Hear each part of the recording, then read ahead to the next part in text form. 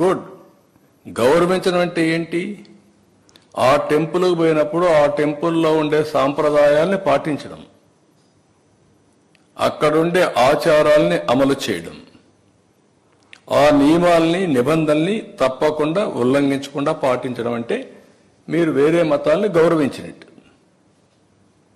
అట్లా కాకుండా నేను ఎప్పుడు ఇంతవరకు ఎవరు అడగలేదు, ఇప్పుడు ఎవరు అడుగుతారు నన్ను, ఇది కరెక్ట్ కాదు. అందుకని ఈరోజు నేను అడుగుతున్నా, మీకు గౌరవం ఉంది, మీరే ఒప్పుకుంటున్నారు, నేను బైబిల్ని చదువుకుంటాను. నువ్వు బైబిల్ చదువుకున్నప్పుడు నువ్వు యాక్సెప్ట్ చేస్తున్నావు. యాక్సెప్ట్ చేసినప్పుడు తప్పు లేదు దాంట్లో. ఎందుకు ఇంట్లో రూమ్ అనేది చదవాలి, బయట కూడా చదువుకోవచ్చు. బట్ ఐఎమ్ సేయింగ్ ఎందుకు చర్చకి పోకూడదు? I'm asking straight question, don't mistake me. రాష్ట్రంలో ఉండే ప్రజలందరూ ఆలోచించాలి. నేను హిందూని, వెంకటేశ్వర స్వామి దగ్గరికి పోతాను, నేను ఓపెన్గానే పూజలు చేస్తాను. అదే మరి చర్చికి పోతాను, వాళ్ళ నియమాల్ని నిబంధనల్ని పాటిస్తాను. మసీదుకు పోతాను, వాళ్ళని గౌరవిస్తాను. మత సామరస్యాన్ని కాపాడుతాం, సొంత మతాన్ని ఆచరిస్తాం. There is nothing wrong in it. Why should we hide? ఎందుకు దాచిపెట్టుకోవాల్సి? నేను లోపల ఎందుకు చదవాలి? You can read outside, nothing wrong, నేను తప్పుపడడం లేదు.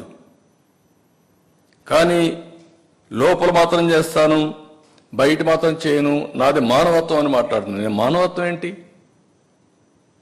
మత సామరస్యాన్ని కాపాడడం మానవత్వం కాదు. మీరేమంటున్నారు? నేను ఎప్పుడో చెప్పాను, పాబ్లో ఎస్కోబార్ అని. ఆ లీలల వల్ల, చేసిన అరాచకాల వల్ల ఒక్కొక్కటే బయట వస్తా ఉంటే ఇవి కూడా జరుగుతాయా అని మీకు ఆశ్చర్యం లేదు?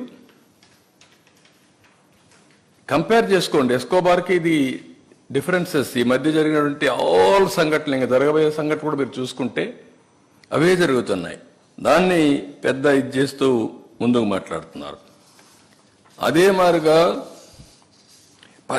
పదే చెప్పిన అబద్ధాన్ని తిప్పి చెప్పడం, పేపర్లో రాయడం, టీవీలో చూపించడం, బ్లూ మీడియాలో అదే ప్రచారం చేయడం. ఇక్కడ కల్తీనే జరగలేదు అంటాడు.